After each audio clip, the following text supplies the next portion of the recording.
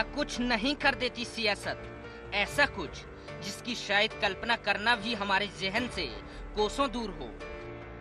अब राजनीति के नए रोटी फॉर्मूले को ही देख लीजिए। अपनी आदत के मुताबिक सियासत ने बदल दी इसकी भी परिभाषा, और नई परिभाषा भी कुछ इस तरह गढ़ी गई कि आम आदमी की पहली जरूरत मानी जाने वाली रोटी सियासी तौर पर अपनी मौजूदगी दर्ज कराने लगी। बिना किसी भेदभाव के हर किसी का पेट भरने वाली रोटी बट गई दलित और सवर्ण में। जी हाँ, इन तस्वीरों को गौर से देख लीजिए। बहुत कम ही देखने को मिलते हैं ये नजारे। वो तो शुक्र मनाओ अटेर बांधवगढ़ उपचुनाव का, जिसके जरिए सामने आ गया ये मसला, जहां वोट बैंक की खातिर दलित के घर में खाना खाकर अपनी राजनीति की रोटी सेकने में कोई कसर नहीं छोड़ रहे हैं राजनेता। इस कड़ी में जहां एक तरफ 2 रोज पहले कांग्रेस सांसद और उसके कद्दावर नेता ज्योतिरादित्य सिंधिया ने मायाराम जाटव के घर जाकर खाना खाया, तो जवाब में भाजपा खेमे से मैदान में उतरे खुद सीएम शिवराज, जो पहुंच गए टिकरी रानीपुर के दिलीप जाटव के घर, खुद भी खाना खाया, अपने संगी साथियों को भी खिलाया और अपना दावा ठोका एक विशेष वोट बैंक के ऊपर। 12 सालों से जब से वो मुख्यमंत्री बने हैं, लगातार हर वर्ग के अंदर न उनके लिए चुनाव कोई मायने नहीं रखता है। जनता के बीच जाना और लगातार जाते रहना, और कोई से भी वर्ग का हो, चाहे वो अनुसूचित जाति वर्ग का हो, चाहे वनवासी हो, कोई भी वर्ग का होगा, पिछड़ा होगा, किसी भी वर्ग में होगा, उनके बीच जाने में उनको गुरेज नहीं होता। ये राजा महाराजा का शक्ल है, फोटो खिंचवाना, मीडिया के बीच में रहना। शहडोल का आपको तो याद ही होगा पूरा का पूरा किस्सा, किस तरीके से कि वहाँ पर रात को रुक भी गए थे, सीट भी आ गई थी, WC सीट भी आ गई थी, और उसमें दूसरे दिन निकल भी गई थी। सिंधिया जी द्वारा एक दलित परिवार के घर भोजन करना उन लोगों के मुंह पर सीधा तमाचा है जो राजा और महाराजाओं के नाम पर प्रजा को लड़वाने की कोशिश कर रहे हैं। निश्चित तौर पर मुख्यमंत्री जी अपने आप को वहाँ कमजोर समझ रहे हैं, जब भी उन्होंने बिलो द बेल्ट प्रचार की सीमा लांघी है। सियासी संभावनाओं और कवायदों के बीच दलीलों और तथ्यों का दौर चलता ही रहता है, लेकिन अब जानिए कि आखिर क्या है दोनों ही राजनेताओं के दलित प्रेम के मायने। अटेर विधानसभा में मतदाता 2 खेमों में बटा नजर आ रहा है। कांग्रेस के कटारे की तरफ ब्राह्मण, तो भाजपा के भदौरिया के पीछे ठाकुर समाज है। इस लिहाज से दोनों ही दलों को एक अन्य विकल्प की तलाश। दलित और पिछड़ों को साध कर ये खाली जगह भरना चाहते हैं सियासी दल। भाजपा की तरफ से सीएम शिवराज, तो कांग्रेस की तरफ से सिंधिया मैदान में उतरे।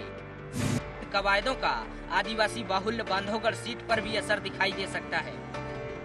रोटी तो रोटी है, पेट भरना इसका काम भी और स्वभाव भी, लेकिन राजनेताओं की कवायदों पर गौर करें तो वो मानो अपनी सियासत भी इसके जरिए साधने की कोशिश करते नजर आ रहे हैं। ऐसे में अब देखना ये होगा कि सियासी दलों को कितना फायदा पहुंचाती है रोटी की ये राजनीति। IND 24 के लिए भिंड के साथ भोपाल से ब्यूरो रिपोर्ट।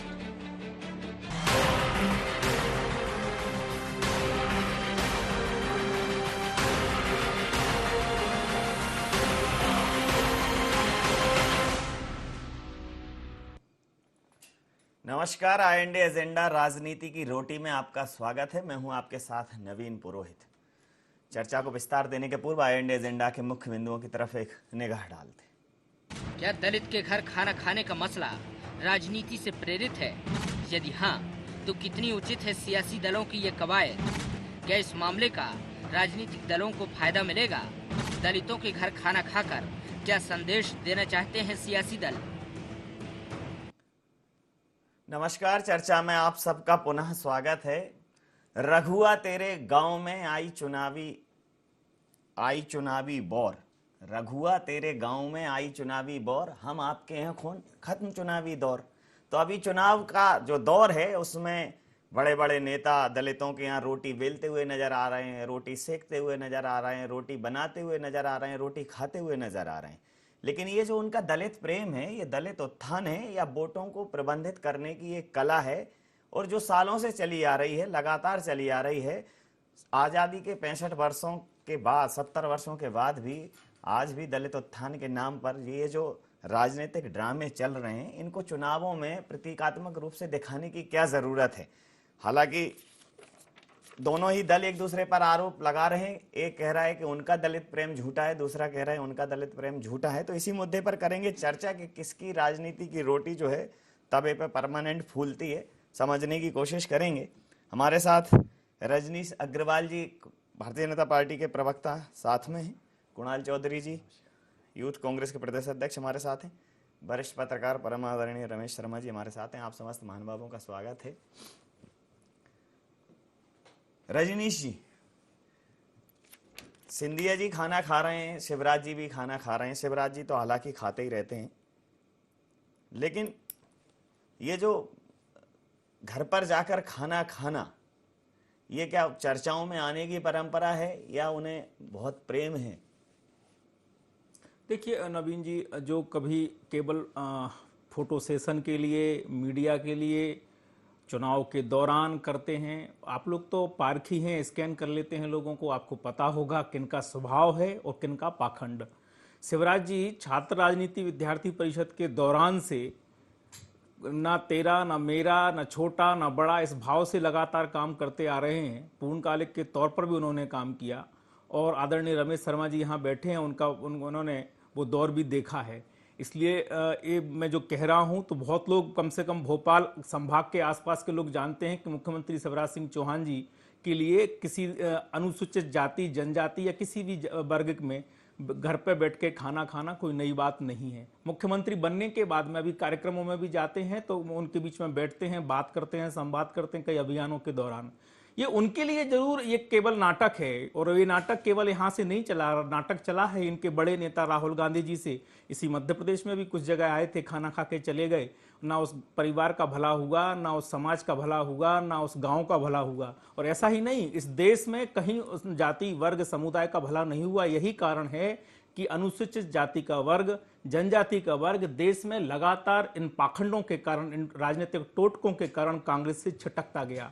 ये रिकॉर्ड बताता है कि लगातार इस प्रकार के जो वर्ग हैं कांग्रेस से इन्हीं पाखंडों के कारण, वोट बैंक की राजनीति के कारण छिटकते गए। हमने उनके लिए इन 13 सालों में किया। राजनीतिक विश्लेषक, राजनीतिक पंडित, वरिष्ठ पत्रकार जो जानते हैं, समझते हैं, वो बताते हैं कि इन जातियों का लगातार जुड़ना, लगातार जो कभी हमने 50 सालों में जातियों ने हमें वोट नहीं दिया, प्यार नहीं दिया, आशीर्वाद नहीं दिया, वो भी भारतीय जनता पार्टी के साथ शिवराज सिंह चौहान जी के नेतृत्व में जुड़ रहे हैं। और यही कारण है कि भारतीय जनता पार्टी का मध्य प्रदेश में तेजी के साथ में जनाधार बढ़ा है।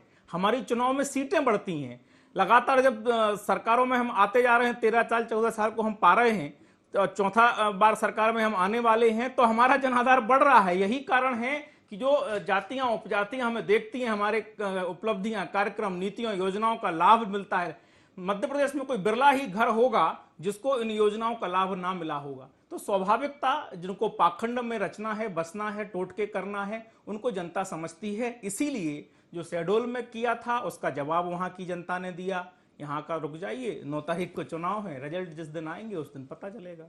जी, तो ये कुणाल जी, जो आपके नेता हैं सिंधिया जी, उनका जो प्रेम है वो थोड़ा सा दिखावा प्रतीत होता है। शिवराज जी तो जो है दलित प्रेमी हैं और कुछ ज्यादा ही हैं। अभी दोबारा भी उन्होंने कह दिया है कि कोई माई का लाल जो है आरक्षण नहीं हटा सकता। इस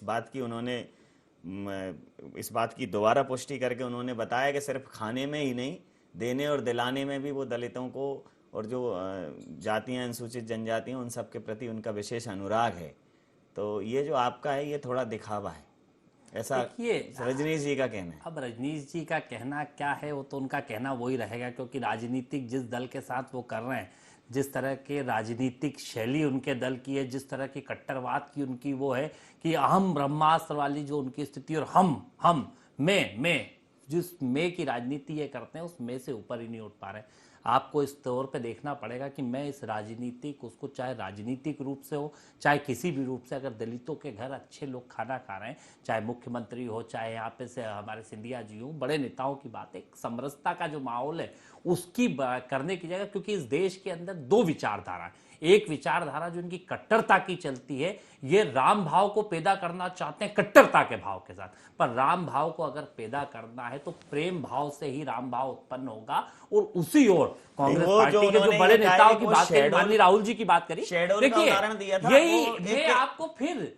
कि चुनाव अरे वो हार किसी के जीत, घर में वो चुनाव हार जीत, टीवी और वो कमोड वगैरह लगा था, फिर वो वो फाड़ एक ले गए। चुनाव हार जीत या चुनाव की जीत से ये तय नहीं हो जाता उन्होंने कि जो दलितों के साथ कुणाल जी, उन्होंने जो उदाहरण दिया था ना कि सिंधिया जी एक शेड्यूल में रुके थे, फिर हाँ, उसको रुके टीवी थे। तो वो टीवी और टॉयलेट कमोड तक उखाड़ ले गए थे। इसमें ऐसा नहीं हो उसका चूल्हा चौका नहीं, बर्तन अभी आप समेट जाए। देखिएगा कहीं कोई इस तरह की बात नहीं, जिस प्रकार की आप बातें कर रहे हैं, अगर इस प्रदेश मैं के क्यों अंदर, कर रहा हूं, प्रदेश हुआ के है अंदर- भाई। नहीं, प्रदेश के अंदर अगर समरसता की राजनीति हो रही है, दलितों के प्रति और सबका अच्छा और एक सद्भाव सद्भाव की, अगर देश में राम भाव को स्पष्ट है, मैं फिर कहना चाहूंगा कट्टरता के भाव से राम भाव उत्पन्न नहीं हो सकता। कांग्रेस पार्टी समरसता के उसके ऊपर रहीम पर नहीं हो रही है चर्चा, जो हो रही है जो दलित प्रेम पर हो रही है। मेरा कहना सिर्फ इतना, मेरी दलितों का रोहित वेमुला पे जो अत्याचार इनकी पार्टी ने किया। मेरी चिंता सिर्फ, कुणाल जी सुन तो लो, मेरी चिंता सिर्फ इतनी है कि जैसे उसके यहाँ सामान था, वो सामान टीवी और कमोड चला गया, काम चलेगा, लेकिन ये क्या है, चूल्हे चौके वाला सामान जो यूज हुआ है बस वो बचा रहा है उसका। बाकी दोनों पार्टियों के दलित प्रेम तो दिखावे हैं, इसमें कोई शक नहीं। अभी आज आपने एक वीडियो नहीं देखा शायद, शिवराज जी के सामने का एक वीडियो, आप चाहे तो मेरे 56 भोग लगे हैं, 56 भोग नहीं, एक दलित का वीडियो में चाहो तो चैनल पे दिखा सकता हूँ, मेरे पास है, मैंने चलाया है, जिसमें वो कह रहा है कि मैं जिस जाति का हूं इसलिए मुझे नहीं मिलने दिया जा रहा है। और जिस प्रकार से शिवराज जी के सामने जिस प्रकार से दलित प्रेम उनके लोग कैसे भगाते हैं, मैंने देखा है वो वीडियो देखा आपने? इसीलिए हाँ देखा है, उसी अटेर का है, चलाया है, उसी अटेर का। हाँ उसी जगह आप चीजों को समझिए, वहां के जनपद अध्यक्ष के पति का है वो, बहुत क्लियर है। देख लीजिए किस प्रकार से दलितों के ऊपर इनकी सोच है, इनकी मानसिकता है, ये स्पष्ट है। पर मैं इन चीजों से ऊपर उठ के स्पष्ट है कि अगर सही में किसी भी स्थिति में इस प्रकार की समरसता उत्पन्न होती है, क्योंकि लगातार जो गुजरात में ऊना में इन्होंने घटनाएं करी दलितों के प्रति, और वो पूरे रोहित वेमुला से लेकर जिस प्रकार से दलितों के ऊपर अत्याचार इनकी सरकार में हो रहा है, वर्ग विशेषों पे हो रहा है, कहीं ना कहीं इस प्रदेश और देश को समरसता की जरूरत है, राम भाव उत्पन्न करने की जरूरत है, और कहीं ना कहीं प्रेम भाव के उससे ही उत्पन्न होगा। और राहुल जी इस चीज को करते हुए इस देश को आगे ले जाने की कोशिश करते हैं, और लगातार जिस आगे ले जाने की कोशिश में बहुत पीछे नहीं यार, कोई पीछे नहीं नरेंद्र जी। हाँ, चुनाव हार जीत अपनी जगह, एक बार हार गए तो कोई कुछ बहुत बड़ा ही चीज नहीं हो गई, कोई बात राजनीति में कोई बात नहीं। मैं जरा समझने की कोशिश करता हूं कि ये जो चुनावी वक्त में ये जो दलित प्रेम का बुखार जो चढ़ता है, अगर ये पैरामीटर पूरे 12 मास रहे, ये पैरामीटर कार्यालयों में रहे, ये पैरामीटर जन सुविधा केंद्रों पर रहे, तो दलितों का क्या, आम आदमी का भी उत्थान हो जाएगा। तो चुनावी दौर में ये जो प्रेम उमड़ रहा है दोनों पार्टियों का, मतलब वो देखने लायक है। अब जनता इतना तो समझने लगी है कि ये जो कोई रोटियां बेल रहा है तो कोई रोटियां खा रहा है, छाती से लगा रहा है, ये अब जनता समझने लगी है कि अब ठीक है, दो लोग ड्रामे कर रहे हैं, कौन कम ड्रामेबाज है उसको दे देते हैं वोट। ड्रामे तो दोनों ही तरफ से चल रहे हैं। देखिए, स्वाभाविक रूप से ये जो चुनाव के समय इस तरह की घटनाएं होती हैं, तो ये इसमें उतनी मौलिकता कम होती है जो सामान्य दोनों में होना चाहिए। और चुनाव वो कोई सी भी पार्टी हो, लेकिन जहां तक सामाजिक समरसता का है, अगर आप ये देखें कि देश में दो अंतरधाराएं समानांतर चली हैं। एक वर्ग हमेशा ऐसा रहा है जो इस तरह की बातों को फैलाता रहा है, कट्टरता को, और एक वर्ग हमेशा ऐसा रहा है जिसने सामाजिक समरसता पर जोर दिया। ऐसा हर युग में हुआ है। केवल आधा मिनट में केवल 3 नाम लूंगा। अगर आप परशुराम काल देखेंगे, सतयुग का समापन हो रहा है और त्रेता की शुरुआत हो रही है। सबसे पहले अगर दलित उद्धार का सबसे बड़ा अभियान अगर दिखता है तो परशुराम के समय दिखता है। तो उन्होंने कहा था कि नागों को जो मारेगा उसको मरना पड़ेगा। एक लंबा किस्सा है, उस पर नहीं जानना चाहता है। राम के समय भी अगर आप देखेंगे तो एक तरफ भीलनी की वो जूठे बेर भी खा रहे हैं, निषाद किरात से दोस्ती भी कर रहे हैं, ये दौर भी चला है, कृष्ण के दौर में भी चला है। वहीं दूसरी तरफ अगर कांग्रेस में भी आप देखेंगे तो गांधी जी ने तो अपनी कुटिया हरिजन बस्ती में बनाई थी और वो खुद झाड़ू ले जाकर के साफ करते थे। और अगर संघ की शाखाओं में देखेंगे तो 38-39 में खुद अंबेडकर जी संघ के एक शिविर में गए और उन्होंने पूछा कि इसमें हमारी समाज के दलित वर्ग के कितने बच्चे हैं, और उसमें ढेर बच्चे मिले, किसी ने उन्होंने नाम नहीं बताया किसी बच्चे ने। तो कहने का मतलब ये है, हमेशा ये दौर चलता रहा है, एक अच्छा दौर। शिवराज का जहां तक सवाल है, मैं इसमें भाजपा कांग्रेस की बात नहीं कहना चाहता।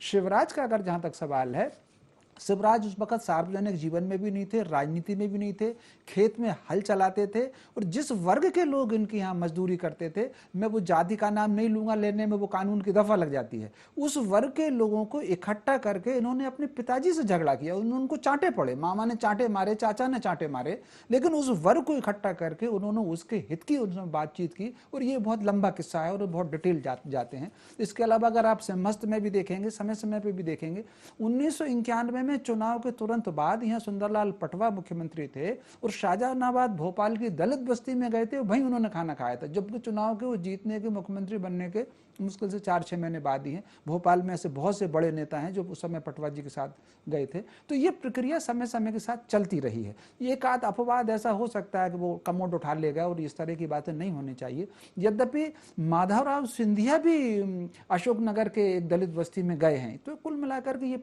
चला है। कुछ लोग इसको दिखावा भी करते रहे हैं, कुछ लोग इसको विरोध भी करते रहे, लेकिन ये प्रक्रिया चलती रही है। एक और बात मैं आपसे कहना चाहता हूँ, अगर आप ये जाति का देखेंगे तो मुझे जाति अब केवल 2-3 जगह बहुत उल्लेख मिलता है। एक तो राजनीति में और दूसरी सरकार में। समाज में जाति भेद धीरे धीरे खत्म हो रहा है। हम अगर दिन भर से सवेरे से चलते हैं, होटल में कौन सा वेटर हमको खाना दे रहा है, बस में कौन हमारे बगल में बैठा है, किस डॉक्टर के पास जा रहे हैं, टिकट बनवाने के लिए किस कतार में हम लगे हुए हैं, कोई किसी से जाति आजकल पूछता नहीं है। तो कुल मिलाकर के केवल राजनीति में उसका आकलन होता है और दूसरा सरकार उस पर जाति के आधार पर फैसले देती है कि अगर हमको छात्रवृत्ति देना है तो किस जाति के बच्चे को कितने % दें, उसको कम दे दें, उसको ज्यादा दे दें, भर्ती के आधार पर। तो जाति अब राजनीति और सरकार को छोड़ करके समाज से जाति व्यवस्था धीरे धीरे कम होती चली जा रही। अब कोई किसी से नहीं पूछता। हम पान खाने जा रहे हैं तो पान वाले से पूछते हैं तेरी जाति क्या है, या होटल में जो वेटर हमको खाना। लेकिन तो राजनीतिक स्वार्थों में तो जाति, राजनीति और सरकार में जाति रह गई है खास तौर से। जात ना पूछो साधु की, पूछ लीजिए ज्ञान। तो अभी ज्ञान तो निश्चित रूप कुछ पूछना नहीं है, ध्यान सिर्फ वोटों पे देने की जरूरत है। रजनीश जी, ये तो जो जिस वीडियो का इन्होंने जिक्र किया उसमें सामने वाले ने बिल्कुल जाति सूचक खुद स्वयं के लिए शब्दों का प्रयोग करते हुए बड़ी मुख्यमंत्री के समक्ष बहुत उसने आपत्ति जताई है कि आप पैसा थोड़े हमें मिलने नहीं दोगे। फिर हालांकि मुख्यमंत्री जी ने बड़ी सहजता दिखाई, अपने सुरक्षा कर्मियों को बाहर किया, लेकिन मतलब इतना सब होने के बावजूद भी जो है ये सब चीजें हो तो रही हैं। देखो, एक बात नवीन जी बहुत स्पष्ट है, आप उस इलाके को भली भांति जानते हैं। सुरक्षा कर्मी, मुख्यमंत्री की जो सुरक्षा व्यवस्था है उसको भी आप पहचानते हैं। अगर किसी सूची में नाम ना हो मिलने वाले की, और या फिर वो उनको जानते ना हो, तो स्वाभाविक रूप से सुरक्षा कर्मी रोकते हैं। कल के दिन कोई दुर्घटना घट जाती और वो खंजाटप के साथ हुई, वो स्वयं जनप्रतिनिधि नहीं है, जनप्रतिनिधि का पति था और उसके साथ भी इस प्रकार की घटना घटी। जाति को लेकर घटना नहीं घटी। सुरक्षा कर्मियों ने ये नहीं पूछा तू बता कौन सी जाति का है, अगर तू ये जाति का होगा तो अंदर जाने दूंगा, ये जाति का होगा तो रोक दूंगा। ऐसा नहीं किया। उन्होंने सामान्य तौर पर सब लोगों को रोक रहे थे तो उनको रोका। जैसे ही मुख्यमंत्री जी को पता चला, उन्होंने सुरक्षा कर्मियों को डांटा डपटा और उसको बुलाया, उसके साथ में बातचीत की। मुझे लगता है वो कोई प्रकरण नहीं है और वो सबको पता है, सब वहाँ के लोग जानते हैं। आपके प्रदेश में जो आपके मीडिया प्रभारी हैं उन्होंने तो बहुत उसको हृदय से लगाया, वो वीडियो में देख रहे हैं उसको जबरदस्त। इसीलिए मैंने कहा कि बेकार के मुद्दों को जबरन में कांग्रेस बनाने की कोशिश करती है, वही उनके उल्टे पड़ जाते हैं। भारतीय जनता पार्टी का शुरू से ये आग्रह रहा है, मैं इसी चैनल पर कई बार कहता रहा हूं कि आज भी ये समाज का जो भेदभाव है, समाज का जो व्यवहार है, आज भी चुनौती है। और केवल राजनीतिक दल के नाते नहीं, एक नागरिक के नाते भी चुनौती है जो इसको मानता है, क्योंकि कई दूर दराज के इलाकों में आज कल भी इस प्रकार का व्यवहार होता है इस देश में। इसलिए सबको, चाहे कांग्रेस हो या भाजपा या सपा हो या बसपा, ये भेदभाव समाप्त करने की ओर आगे बढ़ना पड़ेगा। पाखंड से नहीं ये भेदभाव दूर होगा। ये टोटकों से राजनीतिक चुनाव के दौरान केवल आके कुछ फोटो सेशन करवा के नहीं दूर होगा। माधवराव सिंधिया जी का जो जिक्र रमेश शर्मा जी ने किया, ज्योतिरादित्य सिंधिया जी का भी जिक्र अभी आप और सब लोग कर रहे हैं, शेड्यूल के चुनाव में भी किया था। अच्छा होता, उनके तो बहुत नजदीक है। अगर उनका इतना तादाद में होता, इतना आत्म व्यवहार उनका होता तो वो समझ में आता, दिखता। क्योंकि आत्म व्यवहार जब होता है तो आत्मा से संवाद होता है, तो वो लेकिन वो फोटो सेशन नहीं लगता। एक चीज और है, इसलिए मुझे लगता है, एक चीज और है कि मुख्यमंत्री जी चुनावों को लेकर जो है बहुत ज्यादा संवेदनशील है। मतलब प्रदेश की जनता के प्रति तो है ही, लेकिन चुनावों को लेकर बहुत संवेदनशील है। मतलब वो प्रदेश के मुख्यमंत्री हैं, 3-3 दिन अटेर में कैंप करते हैं, फिर कभी शेडोल में बहुत समय मतलब चुनावों में देते हैं।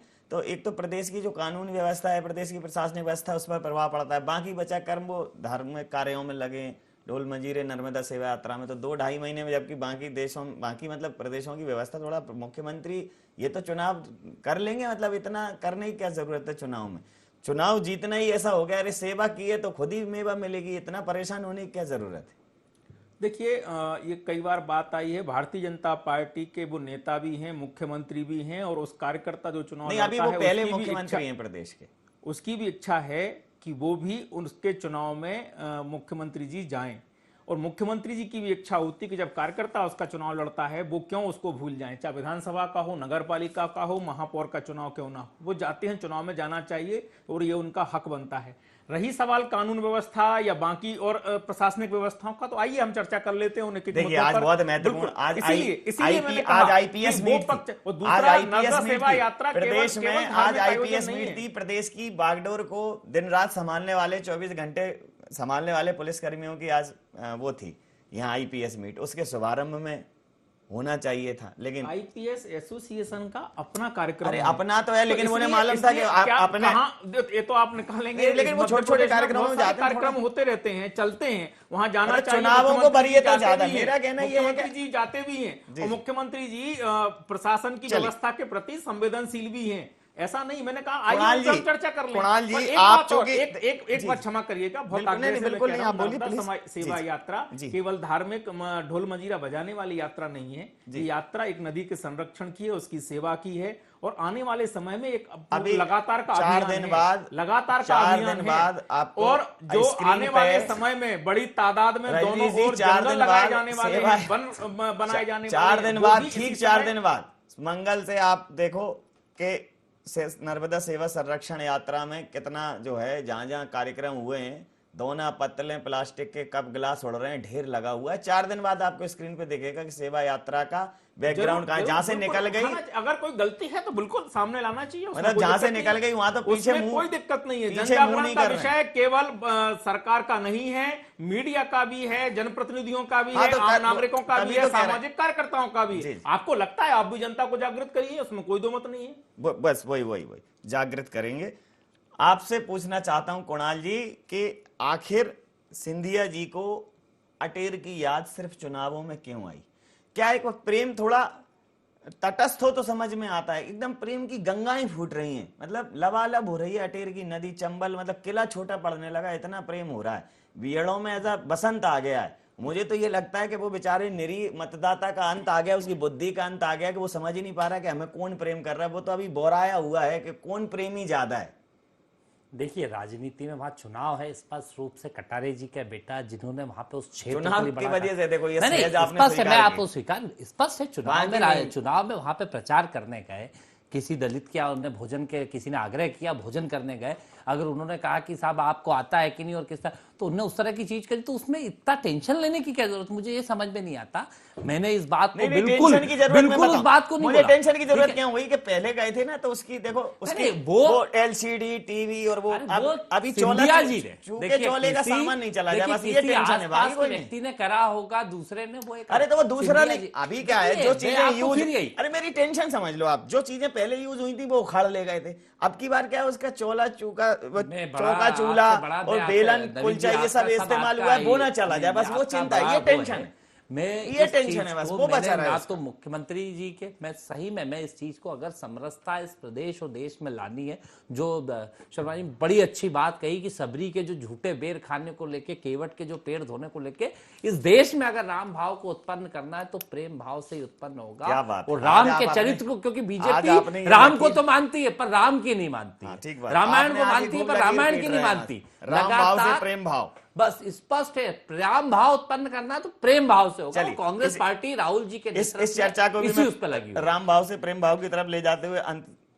विराम की तरफ ले जाऊंगा। अंतिम आपसे प्रश्न कि ये जो विपक्ष है या सत्ता पक्ष है, निश्चित रूप से जब चुनाव होता है तो सरकार के दौरे बहुत बढ़ जाते हैं, लेकिन उन जगहों पर अगर सरकार के जनप्रतिनिधि, सरकार, मैं कह रहा हूं कि वहां प्रभारी मंत्री नहीं गए हुआ अटेर में, तो ये एक उसमें आना चाहिए एक रूटीन में, कि जनता को ऐसा नहीं लगे कि अरे अचानक क्यों आ गए, चुनाव के बिना भी लोग पहुंचे तो पता चले कि जो चुनावी वादे थे, दावे थे, उनकी हकीकत क्या है। सिर्फ चुनाव में पहुंचते हैं, फिर एक नई घोषणा, फिर एक नई घोषणा, पुरानी घोषणाओं का क्या हुआ। तो इससे अब कहीं ना कहीं राजनेताओं को थोड़ा आजिज आना चाहिए, निश्चित रूप से आना चाहिए और उनको ये निमित्त बनाना चाहिए। यद्यपि कई वक्त पार्टियां अपने सांसदों को, विधायकों को, मंत्रियों को निर्देश देती हैं कि वो गांव में रात गुजारे, लेकिन उसके बाद भी कोई गांव में रात गुजारता नहीं। सांसदों के लोगों ने एक एक गांव गोद लिए हैं, फिर भी कई ऐसे गांव हैं सांसदों ने गांव का अनाउंस कर दिया लेकिन उन गांवों में गए नहीं। तो ये कहीं ना कहीं ये निमित्ता जो है ये राजनेताओं को बनाना चाहिए, अपने मतदाता से सतत संपर्क रखना चाहिए।